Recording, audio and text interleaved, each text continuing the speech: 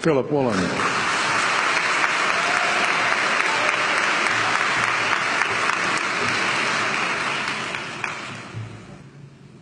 King Lear, late at night on the cliffs, asks the blind Earl of Gloucester, "How do you see the world?" And the blind man Gloucester replies, "I see it feelingly. And shouldn't we all? Animals must be off the menu because tonight they are screaming in terror in the slaughterhouses, in crates and in cages, vile, ignoble gulags of despair."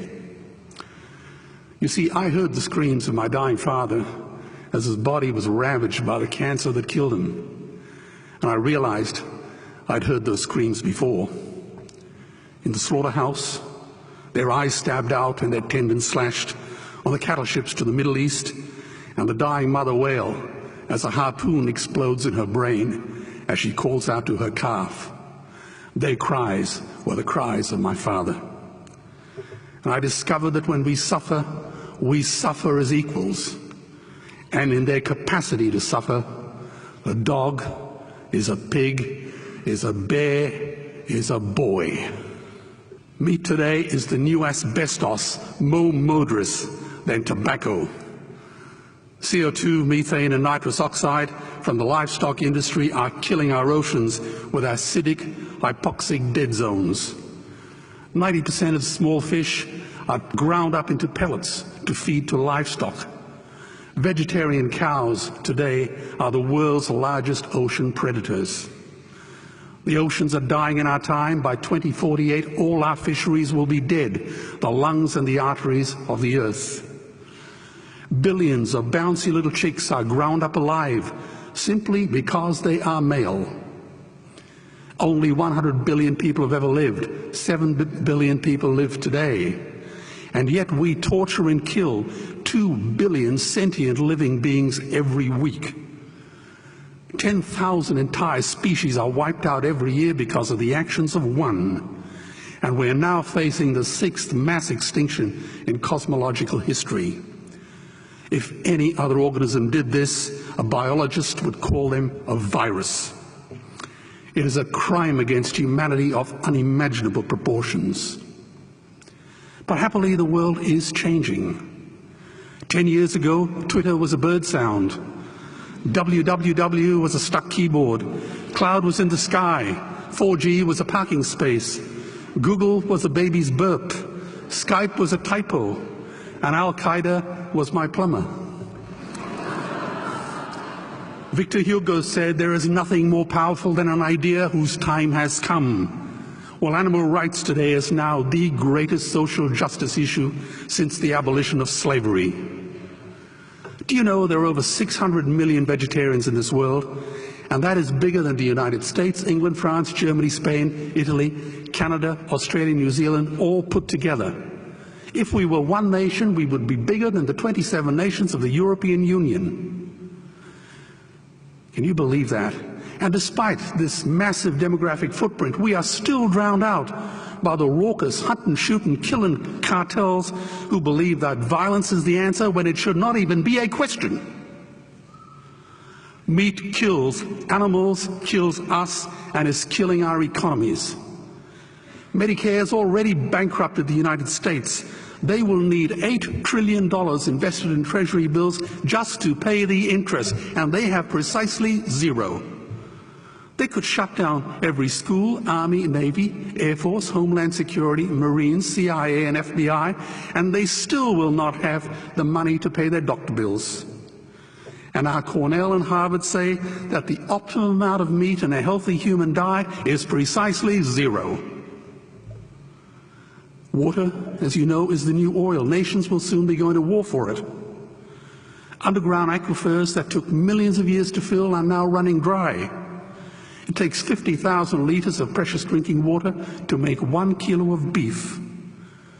Today, 1 billion people are hungry. 20 million people will die from malnutrition. Cutting meat by only 10% will feed 100 million people, and eliminating meat will end starvation forever. If everyone ate a Western diet, we would need 2 planet Earths to feed us. We've only got one, and she is dying. Greenhouse gas emissions from livestock is 50% greater than transport, as Peter said. Cars, trains, buses, ships, lorries, the whole lot. And as I travel around the world, I see poor countries who sell their grain to the West while their own children starve in their arms. And the West feeds it to livestock so we can eat a steak? Am I the only one who sees this as a crime? Believe me, every morsel of meat we eat is slapping the tear-stained face of a hungry child. When I look into her eyes, do I remain silent? The earth can produce enough food for everyone's need, but not enough for everyone's greed. We are facing the perfect storm. If any nation had developed weapons that could wreak such havoc on the planet, we would launch a preemptive military strike and bomb it back into the Bronze Age. But it's not a rogue state, it's an industry. The good news is we don't have to bomb it. We can just stop buying it. Sir George Bush was wrong. The axis of evil does not run through Iraq, Iran, or North Korea. It runs through our dining tables. Weapons of mass destruction are our knives and forks. Our proposition is the Swiss Army knife of the future. It solves our environmental, water, human health problems and ends cruelty forever. The Stone Age didn't end because we ran out of stones. This cruel, disgusting industry will end because we run out of excuses. Meat is like the 1 and 2 cent coins. It costs more to make than it's worth. And I come from the bush. Farmers are the ones with the most to gain. Farming won't end, it would boom. Only the product line will change. Farmers would make so much money they won't even bother counting it, and I'd be the first to applaud them. Governments would love us. New industries would emerge and flourish. Health insurance premiums would plummet. Hospital waiting lists would disappear. Hell, we'd be so healthy, we'd have to shoot someone just to start a cemetery. So tonight I have 2 challenges for the opposition. 2 challenges. Meat causes a wide range of cancers and heart disease. Would they name one disease caused by a vegetarian diet? And 2, I'm funding the Earthlings trilogy. If the opposition is so sure of their ground, I challenge them to send a copy of the Earthlings DVD to all their colleagues and all their customers. Go on, I dare you.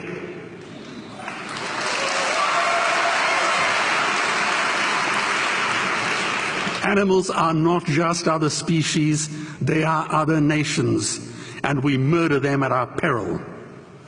The peace map is drawn on a menu. Peace is not just the absence of war, it is the presence of justice.